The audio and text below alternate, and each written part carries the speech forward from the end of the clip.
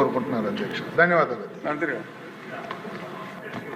Sir ఇలా అయితే ఇంకా ప్రశ్నోత్తరాల సమయం నిరంతరం కొనసాగుతూనే ఉంటుంది సార్. సీనియర్ శాసనసభ్యులు అర్థం చేసుకోండి sir. Everyone will have the same importance in your own mind.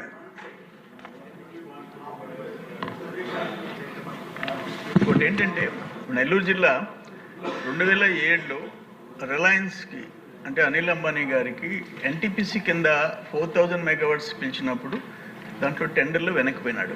7000 acres తీసుకున్నారు అట్ ద రేట్ ఆఫ్ 7,75,000. ఇప్పటికి 18 years అయిపోయింది. ఎందుకు ఖాళీగా? నిన్న మళ్ళీ ఆయనకి ఈడీ నోటీసులు ఇచ్చింది 2,500 కోట్లు అన్నది.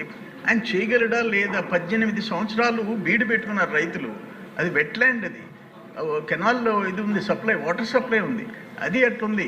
ఇప్పుడు కోవూరు ఎమ్మెల్యే గారు చెప్పినట్టు కిసాన్ ఎస్సీజెడ్ ఇఫ్కో 2,600, ఇది 2,700.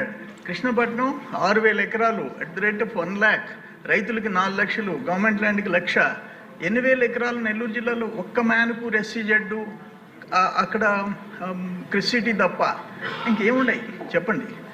అందుకని శ్రీ సిటీ తప్ప ఇన్ని వేల ఎకరాలు 20 సంవత్సరాల నుంచి రైతులు సాగు చేయక రైతు కూలీలు ఖాళీగా పెట్టుకొని, అందుకని దాన్ని సీరియస్గా తీసుకోండి.